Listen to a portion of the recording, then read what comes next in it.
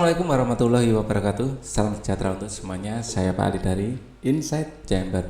Sekarang pembelajaran 3. Ini adalah halaman 19 ya.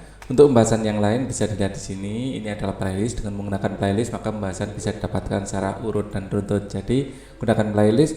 Linknya ada di bawah di kolom deskripsi atau langsung tap di channel, masuk ke dalam channel dan cari playlistnya kelas 5 buku tematik. Gitu caranya ya. Oke. Pembelajaran 3, di manakah kamu tinggal?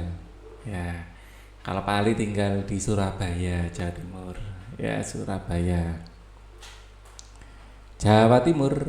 Nah, Jawa Timur. Oke. Di daerah pegunungan, pesisir atau perkotaan? Berarti kalau di Surabaya itu daerah pesisir. Ya, apakah itu daerah padat? Ya, apakah di daerah itu dapat dijumpai ikan? Apa ini? Iklan, iklan penawaran berbagai macam jelas. Kota itu banyak sekali iklan di sepanjang jalan ya. Apakah di daerah-daerah tersebut? Apakah di daerah-daerah tersebut masyarakatnya menjunjung tinggi nilai persatuan dan kesatuan? Pak Ali sih merasakan ya, terutama di perumahan gitu orangnya solid ya. Ayo pelajari bersama. Indonesia merupakan negara kepulauan terbesar di dunia. Loh ya, Indonesia keren. Negara Indonesia memiliki posisi geografis yang unik sekaligus menjadi posisi yang strategis. Ya, yaitu dapat dilihat dari letak Indonesia di antara dua samudra, yaitu Samudra Hindia dan Pasifik. Ya, saya tunjukkan di sini ada Google Earth. Ya, nah, ini Indonesia. Indonesia ini ya kalau dikecilkan gini ya, di sini adalah Samudra Hindia. Ini Indonesia ya, loh, besar loh Indonesia ya di dunia ini. Ya, ini adalah Samudra Hindia. Di sini Samudra Hindia ya. Nah, di sini Samudra Pasifik, Pacific Ocean daerah sini. Samudra Pasifik luas sekali ya, namanya samudra itu sangat luas seperti ini. Ya, di sini Samudra Hindia. Oke, dan di antara dua benua. Nah, di sini adalah benua Asia. Kita lihat ya, yang kelihatan hijau ya benua Asia itu. Benua Asia, dan ini adalah benua Australia. Dan Indonesia terlihat warnanya hijau. Artinya apa? Sangat subur Indonesia itu. Ya, relatif lebih hijau daripada negara-negara lain. Ya kan? Nah, itulah. Kecuali di Jawa ini warnanya sudah agak kecoklat-coklatan karena terlalu padat. Ya, kita kembali ke sini lagi. Ya, Indonesia juga terletak di antara dua benua, yaitu benua Asia dan Australia. Tadi sudah saya tunjukkan ya. Letak geografis ini sangat memengaruhi keberadaan wilayah Indonesia, baik dilihat dari keadaan fisik maupun sosial atau ekonomi dan politik. Amatilah peta berikut. Ini adalah peta Indonesia. Tadi sudah kita lihat juga di Google Earth. Amati gambar peta tersebut, tuliskan nama daerah-daerah yang pernah kamu kunjungi. Ya, nah, Pak Ali ini termasuk orang yang agak kuper ya, tidak banyak yang daerah saya kunjungi. Ya, ini sekitar sini aja, Sumatera, Jawa, Madura dan Bali. Ya, kalau kalian mana? Nah, kalau Pak Ali yang pernah itu Sumatera, Jawa yang jelas ya. Jawa ini karena tempat tinggal ya, pasti pernah dikunjungi. Jawa, ya, Sumatera, ya, Madura dan Bali. Sudah itu aja. Sejujurnya. Ya, enggak banyak daerah yang sudah dikunjungi. Ke Sulawesi belum pernah, Kalimantan belum pernah, apalagi ke Papua jauh sekali, Maluku belum pernah ya. Doakan ya, semoga Pak Ali bisa mengunjungi seluruh Indonesia pada akhirnya. Ya. Siti mengamati peta daerah di saudaranya di Jawa Tengah. Nah, Pak Ali juga pernah kalau di Jawa Tengah ya. Jadi seluruh Jawa sudah pernah. Jawa Tengah ya, Jawa Barat ini semua sudah pernah kalau Jawa. Ya. Dengan peta Siti mengetahui banyak hal tentang daerah Jawa Tengah. Letak kota atau tempat pada peta dinyatakan dengan garis bujur. Jadi garis bujur itu garis yang ini misalnya bola dunia ya. Ini garis bujur yang seperti ini. Ini adalah garis bujur. Ya, yang merah ini garis bujur. Ini garis bujur. Ya, terus kemudian ada garis lintang yang saya gambarkan biru. Ini adalah garis lintang. Ya, ini garis lintang. Ya, paham ya? Jadi ada garis, posisi di bumi ini ditentukan oleh garis bujur dan garis lintang. Oke. Letak kota yang ada di peta dinyatakan dengan garis bujur dan garis lintang. Jarak kedua garis bujur berdekatan 1 derajat, ya. Jarak dua garis lintang berdekatan 1 derajat. Garis bujur sebagai dibagi menjadi 2, yaitu bujur barat dan bujur timur. Ya, jadi bujur di sini ini Greenwich, ya, Greenwich. Ya, di timurnya Greenwich ini bujur timur. Di baratnya Greenwich adalah bujur barat. Dan Indonesia semuanya terletak di bujur timur ini. Ya, pusatnya di Greenwich. Ini Indonesia terletak di sini, di bujur timur. Garis lintang juga terbagi 2, yaitu lintang utara dan lintang selatan. Nah, kalau garis lintang ini adalah bagian tengah, di sini namanya khatulistiwa 0 derajat. Ya, di sini khatulistiwa. Ya, bagian utara ini selatan ya. Bagian utara ini ada daerah sini adalah bujur utara. Bujur utara, bujur utara, dan daerah sini adalah bujur selatan. Bujur selatan. Oke. Nah, jadi ada kok bujur lintang, ya ampun, lintang utara, lintang selatan. Nah, salah. Paling ini lintang, kalau ini garis lintang. Lintang utara, ini lintang selatan. Daerah sini lintang selatan. Ya, maaf ya. Jadi garis lintang dan bujur. Kita lanjutkan lagi. Perhatikan provinsi Jawa Tengah. Ya, di sini kalau kita perbesar, ya, saya pakai buku aslinya saja ya. Di sini biar lebih jelas. Nah, ini diperbesar. Di sini ada garis bujurnya, koordinatnya, derajatnya bujur. Semua ini bujur timur. Ya, misalnya kota mana? Semarang. Ya, sekitar ya 111 bujur timur. Ya. Ya, di Kudus, ya, Jepara ini antara 10 sampai 11 bujur timur. Ya, seperti itu. Ya, kita lihat cocokkan di sini ya. Garis bujur. Kalau garis lintangnya kita pakai yang ini. Nah, berapa derajat? 1 derajat ya. Berapa derajat ini? Masih diperbesar lagi enggak? Nah, ini 7 derajat ya, lintang selatan. Kalau ini ini 6 derajat di sini. Ya. Kalau mau lebih mendetail, detail banget, bisa pakai Google Earth. Di bagian pojok, sayangnya ketutupan Pak Ali ya, ketutupan badannya Pak Ali. Di pojok sini ada, kalau kita taruh kursor seperti ini, ya, di sini nanti akan muncul garis bujur garis lintangnya. Ya, jadi koordinatnya muncul. Jadi kita misalnya ingin tahu mana ini, ingin tahu Rembang atau Semarang, ya, mana Purwokerto misalnya. Di sini adalah Purwokerto. Bagian utaranya Purwokerto ini adalah 7,2 lintang selatan, sampai di sini 7,3 lintang selatan. Jadi dari 7,2 sampai 7,3. Bujur timurnya ini adalah berapa? 109,1, di sini 109,04. Nah, ya, bisa dilihat di sini, daerah sini. Oke ya. Kita akan gunakan ini nanti untuk melihat mana yang lebih mudah gitu aja ya. Nggak usah susah-susah. Nah. Provinsi Jawa Tengah beribu kota Semarang. Ya, Semarang, letak geografis kota Semarang sekitar 10 derajat bujur timur sampai 10 derajat bujur timur dan 7 lintang selatan. Tunjukkan letak Semarang pada gambar di atas, kemudian lingkarilah dengan pensil warnamu. Ya, kita lihat Semarang, kita zoom. Ya, Semarang itu Jawa Tengah agak ke atas. Ya, mana ini? Rembang, Pati, Batang, coba tulisannya nggak betul jelas ya. Kendal, Demak, Batang, Palembang, Tegal, nah, Blora. Kita lihat di sini aja ya, yang mudah.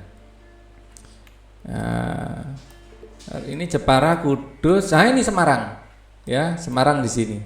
Coba kita lihat kalau di buku. Nah ini dia Semarang, ya ini Semarang. Semarang saya tebalkan ya. Ini adalah Semarang. Nah, inilah Semarang. Ya Semarang. Nah, ya. Kalau kita lihat Semarang, dia berada di ya, sekitar 110 ya, 110 di sini.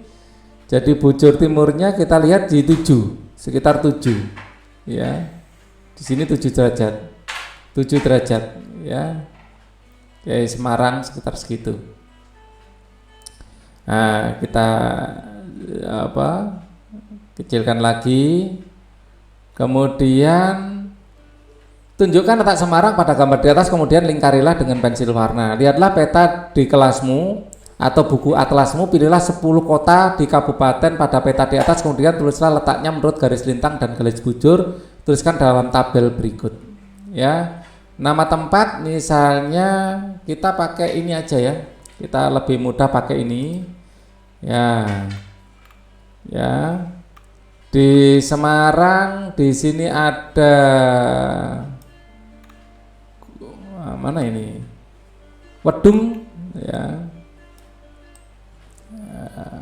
Atau Pekalongan.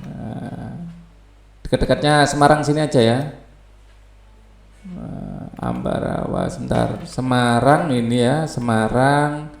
Terus kita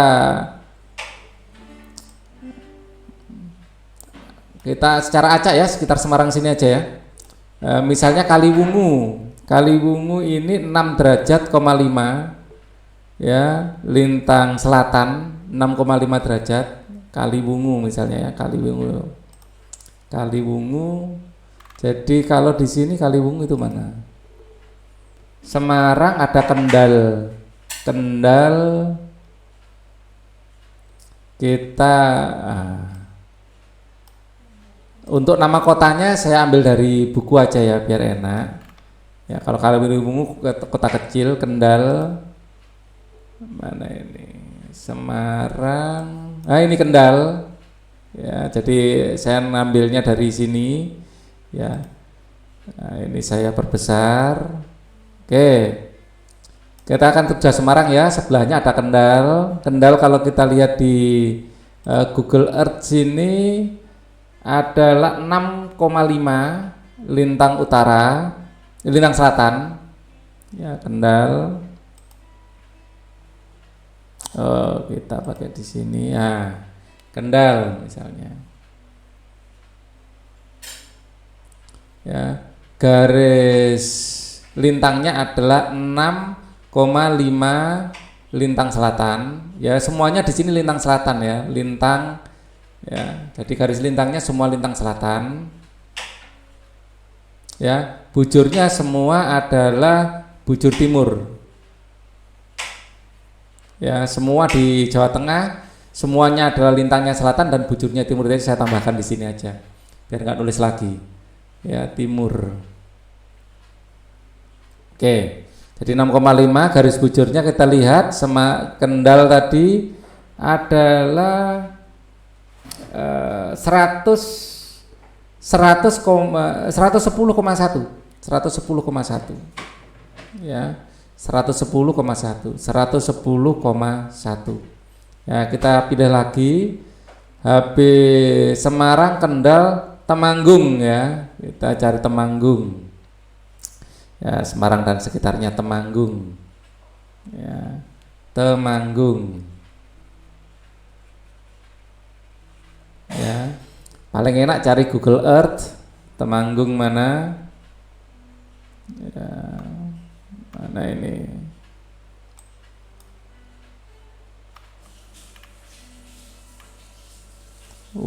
Nggak begitu kelihatan ya. Udah ini ini harusnya ya. Atau mungkin kurang besar ya. Kurang besar.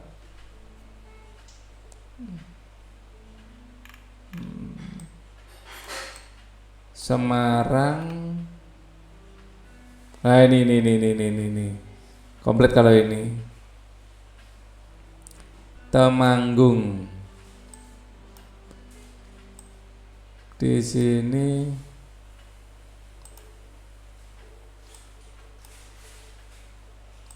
seharusnya di daerah sini ya. Tugu Muda. Nah ini. Wah, ininya jangan terlalu komplit. Border, place and roads aja. Nah. Semarang. Kok enggak ada Temanggung di sini ya? Enggak Pak Ali baca. Atau kita cari di sini aja ya. Temanggung rasanya mudah dicari di sini. Ya, di sini adalah 110 ya, sekitar 110 ya. 110 karena di situ enggak lebih mudah di sini ternyata. 110 Temanggung ini adalah 110 ya, garis lintangnya kita cek Temanggung garis lintangnya sekitar tadi 7 sama 7 ya, di sini kan 6 ya, di sini 7 ya, 7 ya, di sini 7 lintang selatan ya. Kemudian kita cari lagi daerah di sini ya, ada Salatiga ya, kita tulis di Salatiga ya. Sebenarnya Pak Ari lebih suka di sini kalau ada, lebih jelas anunya. Sayangnya enggak semua. Ini Salatiga ada ya. Kalau ada lebih enak di sini. Di sini 7,1 dan 110. 7,1 dan 110. 7,1 jelas kalau di sini spesifik 110 ya, Salatiga udah kan. Nah, di sini Salatiga. Nah, oke. Kemudian Magelang ya, Magelang ada. Magelang 7,2 dan 110,1 ya, Magelang ya, 7,2 110,1 ya. Di sini harusnya ada juga ya Magelang ya, agak ke bawah. Ini Magelang. Kita cari di Google Earth lagi, ada Yogyakarta 7,4 dan 110,2 ya, Yogyakarta 110,2 ya, 4 ya, dan 110,2 7,4 dan 110,2 7,4. Oke, kita cari lagi kota yang cukup besar. Mana lagi ini? Klaten ya. Klaten ada kan di sini ya, Klaten pasti ada lah ya. Klaten di sini ya. Klaten kita tuliskan dulu, Klaten. Klaten di sini kalau kita cari di Google Earth, mana tadi? Nah, ini adalah 7,4 dan 110,3. 7,4 dan 110,3. 7,4 110,3. Terus kita lihat lagi ya, mana ini, Wonosobo ya, Wonosobo yang cukup besar ya, Wonosobo. Sini ada kan? Nah ini Wonosobo, oke.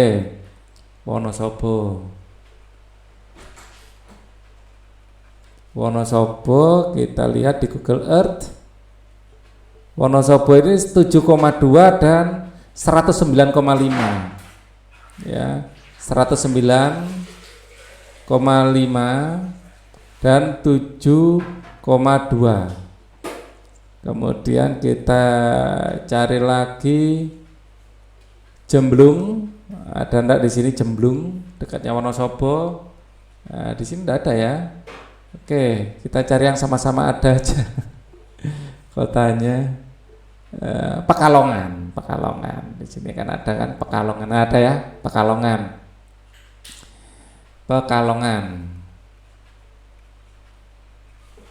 Ya, kita lihat di sini Google Earth. Pekalongan ini adalah berapa ini? 6,5 dan 109,4. 6,5 109,4 itu Pekalongan. Dekatnya Pekalongan tadi ada Pemalang ya, di sini Pekalongan Pemalang sebelahnya. Oke, kita tulis dulu Pemalang. Pemalang kita lihat di Google Earth 6,5 dan 109,2. 6,5 109,2 ini Pemalang. Kita lihat lagi ada Tegal, masuk enggak ini Tegal? Nah, masuk kan Tegal. Oke, kita tulis saja Tegal.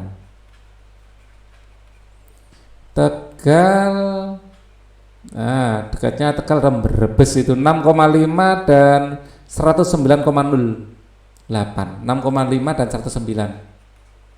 Di sini 6,5. Oke. Nah, ini adalah kota-kota. Kalian bisa buka Google Earth seperti Pak Ali ya. Tinggal naruh kursornya, maka di bagian bawah sini akan ada ininya ya, akan ada koordinatnya di mana, garis lintangnya berapa, garis bujurnya berapa ada. Oke, kita lanjutkan. Ya. Pada latihan tersebut kita telah menunjukkan nama 10 kabupaten di Provinsi Jawa Tengah. Setiap provinsi mempunyai kabupaten, setiap kabupaten memiliki kekhasannya masing-masing. Namun demikian, tentu saja di antara kabupaten yang satu dengan lainnya tetap menjunjung persatuan dan kesatuan, tentu saja ya. Nah, tidak hanya dalam kabupaten, dengan orang terdekat pun kita harus menjunjung persatuan dan kesatuan. Perhatikan gambar berikut. Paman Siti dan para tetangga bekerja sama membersihkan lingkungan rumah. Mereka juga mengganti bola lampu yang mati untuk penerangan di depan rumahnya masing-masing. Kegiatan mereka demi keamanan dan kenyamanan semua warga kampung. Kegiatan mereka itu mencerminkan hidup rukun dalam persatuan dan kesatuan. Lampu-lampu diganti, ya kan? Sampah-sampah dibuang. Nah, seperti ini sangat bagus. Ya.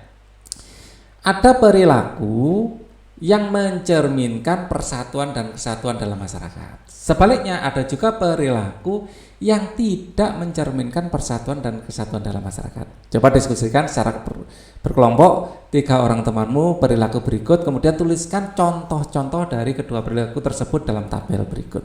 Ya, contoh perilaku yang mencerminkan persatuan dan kesatuan, ya, membersihkan lingkungan bersama-sama. Nah, ini mencerminkan persatuan dan kesatuan. Contoh perilaku yang tidak mencerminkan persatuan dan kesatuan, tidak pernah ikut serta dalam membersihkan lingkungan. Nah, ini ya. Contoh lagi yang mencerminkan persatuan dan kesatuan adalah mengikuti acara halal bihalal. Nah, itu. Atau jangan yang spesifik agama tertentu ya, yang umum saja, misalnya mengikuti jalan sehat. Nah, mengikuti jalan sehat ya, HUTRI. Nah, hari ulang tahun Republik Indonesia. Ini perilaku yang menjabarkan persatuan dan kesatuan. Ya, contoh perilaku tidak mau ikut acara jalan sehat, tidak mau mengikuti ya acara jalan sehat karena malas misalnya. Karena malas. Kalau malas itu sebagai alasan, nah ini nggak bagus. Kalau alasannya itu nggak ada yang jaga rumah, mungkin ya masih masuk akal ya.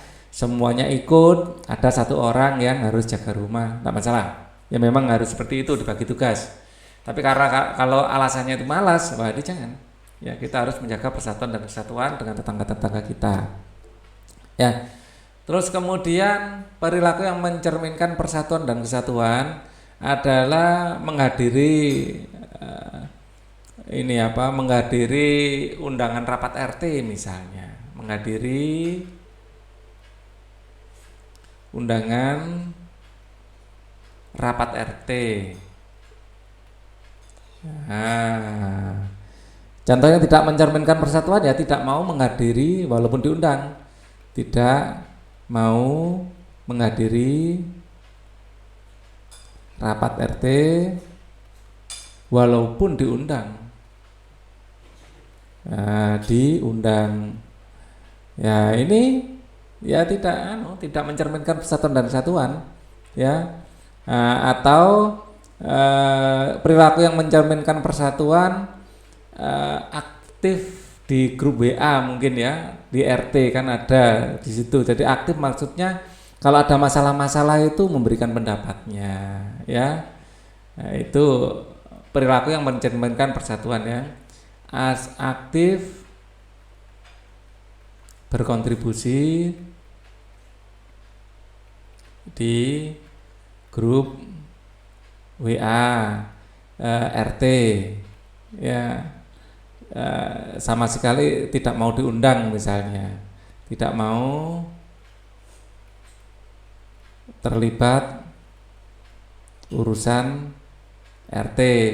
Nah ini jangan ya, sebenarnya ini tidak mencerminkan persatuan dan walaupun di grup WA, ya artinya gini, kalau kita memang sangat sibuk tidak bisa datang secara fisik, paling tidak memberikan dukungan atau memberikan pendapat terhadap keputusan. Kadang-kadang banyak masalah tentang parkir atau masalah tentang kapan kerja bakti, paling enggak ya ngerespon ya, sekali-sekali, nggak harus selalu ya. Nah, seperti itu. Dari segi geografis, negara Indonesia membentang antara 6 lintang utara sampai 11 lintang selatan. Kalau kita lihat di Google Earth, itu andalan kita ya, tentang peta-peta kayak gini ya, 11 derajat 6 lintang utara ini ada di Aceh. 6 lintang utara di daerah Aceh ya. Kita kan mengenal dari Sabang sampai Merauke ya. Sabang ini ya, ujung paling utara dari Indonesia ini Sabang ya. 6 ya, Sabang ya. Terus kemudian di ujung sini ada 11 lintang selatan ya, bisa dicek itu 6 derajat lintang selatan. Di ujung sini 9 ya, 9. Ini lintang selatannya ini 9 ya. Jadi ini 11 sampai 9 ya. Di sini 11 lintang berapa ini? 6 derajat lintang utara sampai 11 derajat. Oh, lautnya ikut berarti 11 derajat lintang selatan. Ya di sini. Di sini. Di sini ya berarti ya. 11 derajat lintang selatan. Sekitar sini. Ini masih wilayah laut Indonesia berarti ya. Oh, bukan di Papua, di sini loh. Di timur. Nah, ini 11 derajatnya di sini. Nah, di sini. Bukan di Papuanya ya, malah di timur NTB Nusa di Kupang, daerah mana ini? Daerah Bando ini masuk Kupang mungkin ya, masuk Kupang. Nah, di sini.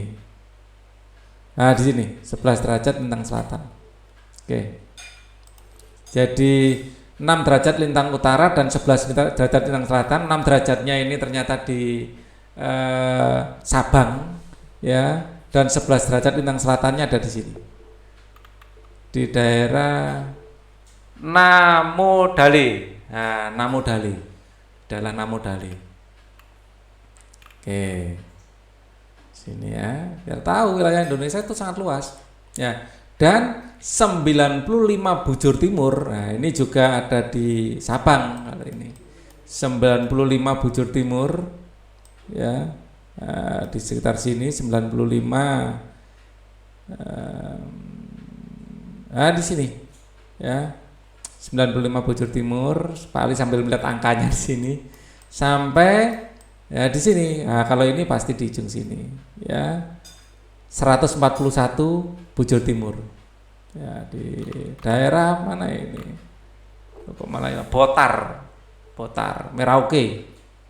Makanya lagunya dari Sabang sampai Merauke itu ya, dari Sabang ini Merauke. Oke. Yaitu Sabang sampai ini ada dari Sabang sampai Merauke. Tahu ya? Tadi Sabang itu adalah di sini. Ya, kalau besaran. Ya, Sabang di sini, Merauke di sini. Dari Sabang sampai Merauke berjajar pulau-pulau. Itu lagunya ya. Oke. Oleh karena itu perlu adanya rasa persatuan dan kesatuan. Apakah kamu mengetahui makna persatuan dan kesatuan bangsa Indonesia? Bacalah tulisan berikut. Makna penting dalam persatuan dan kesatuan bangsa Indonesia adalah sebagai berikut. Rasa persatuan dan kesatuan ya menjalin rasa kebersamaan dan saling melengkapi antara satu dengan yang lain. Menjalin rasa kemanusiaan dan sikap toleransi serta rasa harmonis untuk hidup berdampingan secara rukun dan damai. Menjamin rasa persahabatan, kekeluargaan dan sikap tolong-menolong antar sesama serta sikap nasionalisme. Ya. Kemudian dapat disimpulkan bahwa makna dari sebuah persatuan dan kesatuan bangsa Indonesia yaitu harus saling bantu bahu-membahu dalam mempertahankan dan mengisi kemerdekaan. Untuk memperkukuh persatuan dan kesatuan bangsa Indonesia, buatlah iklan, ajakan atau seruan seperti berikut ini. Marilah kita perkukuh persatuan dan kesatuan bangsa untuk meneruskan pembangunan nasional. Nah, iklan seperti ini penting ya. Ingatkah kamu yang dimaksud dengan iklan? Tuliskan dalam kolom berikut. Apa itu iklan? Ya, kita kembali ke sini lagi, definisi dari iklan. Mana di awal-awal itu? Ya. Suatu cara yang digunakan untuk menawarkan atau mempromosikan barang atau jasa. Ya. Ada definisi yang lain juga. Ya. Cara untuk memberitahukan sesuatu. Itu ada definisi iklan yang kita lihat di di mana ini? Nah, iklan adalah pemberitahuan mengenai suatu barang dan jasa kepada masyarakat umum. Itu adalah iklan. Ya. Ini definisi iklan bisa kita ya. Tapi Pak Ali kok lebih untuk konteks ini, untuk persatuan dan kesatuan lebih enak yang ini ya, untuk konteks persatuan dan kesatuan ya. Nah, iklan itu ini pemberitahuan mengenai suatu barang dan jasa kepada umum. Pemberitahuan dilakukan supaya orang tertarik. Nah, ini adalah iklan ya. Nah, carilah contoh iklan di media cetak, gunting iklan tersebut lalu ceritakan isinya. Tempelkan iklan yang kamu peroleh pada kolom berikut. Nah, kita bisa Google di sini ya, googling di sini. Banyak sekali iklan. Contoh iklan.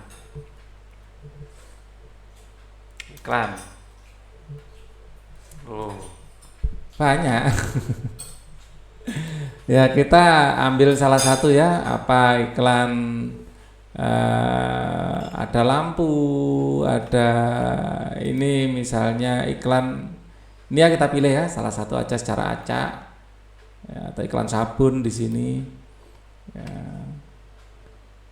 kita copy.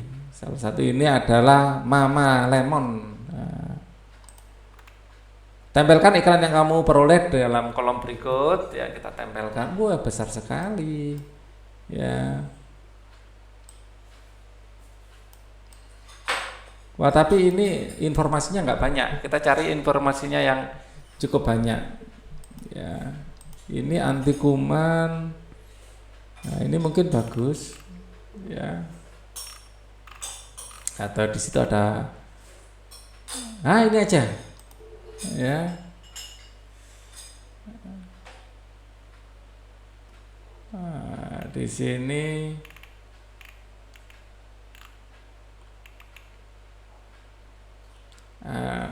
Ini dia. Ini. Oke. Ini kelihatannya bagus.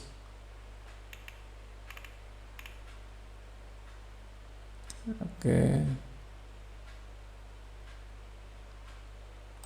Kita pilih yang desainnya bagus ya. Oke.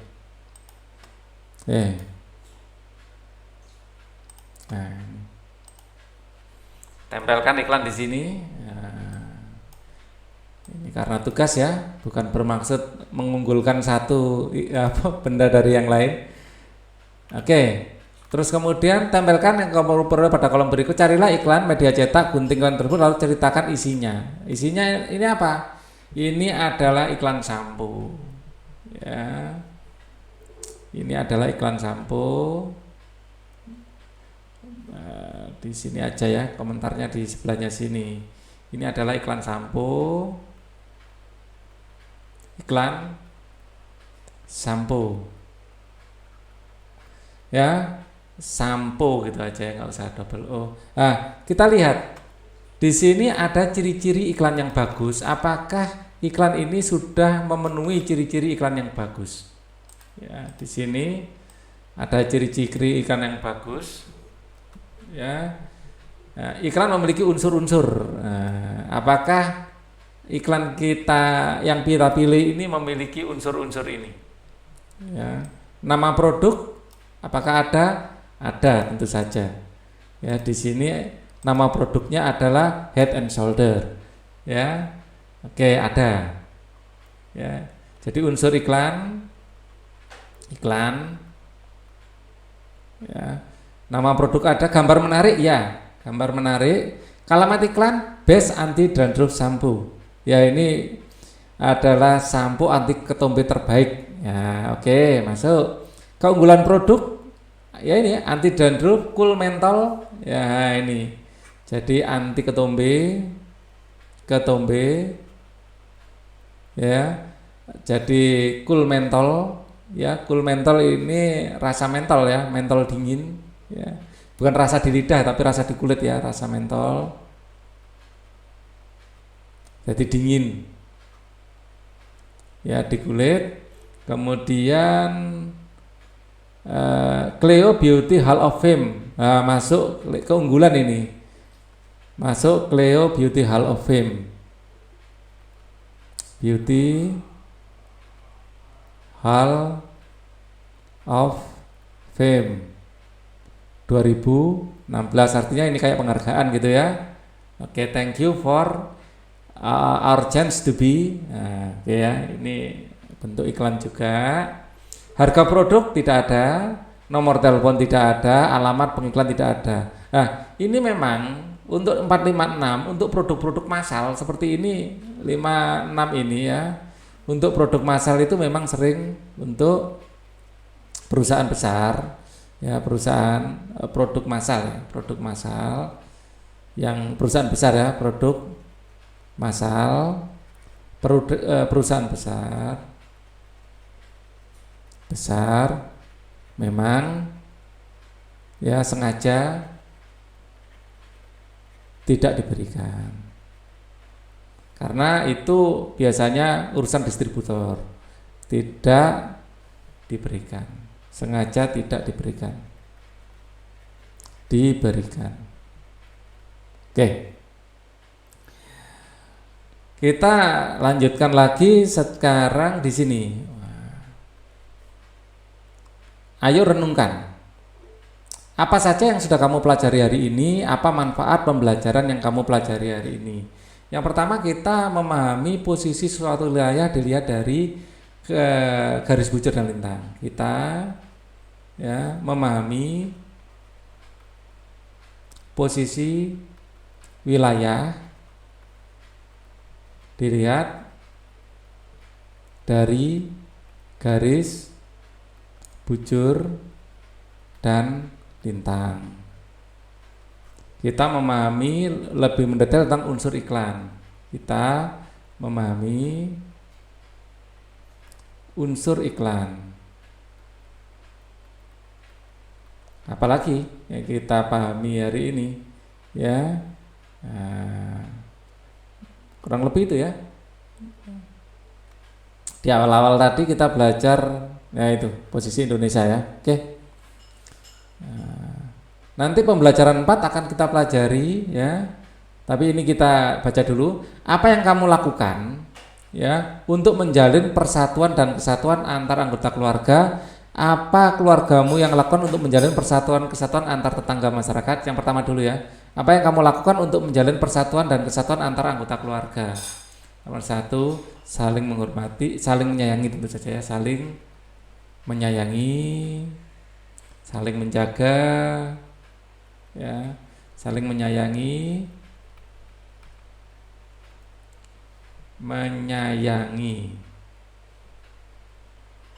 saling menghormati. Nah ini penting. Kemudian yang kedua, apa yang keluargamu lakukan untuk menjalin persatuan dan kesatuan antar tetangga masyarakat? Ya, menyediakan waktu untuk kegiatan masyarakat, menyediakan waktu untuk kegiatan masyarakat, ya. Terus kemudian peduli pada lingkungan, terkait masalah kebersihan, keamanan, ya. Nah ini tentu terutama kebersihan dan keamanan. Terus kenyamanan ya, aturan parkir warga dan lain-lain, kenyamanan. Ya. Kemudian diskusi bersama orang tamu lalu tuliskan hasil pada kolom berikut. Ya, buatlah laporan sederhana hasil diskusimu bersama orang tua untuk dikumpulkan kepada guru. Pembelajaran 4 akan kita pelajari di video berikutnya. Thank you for watching. Wassalamualaikum warahmatullahi wabarakatuh.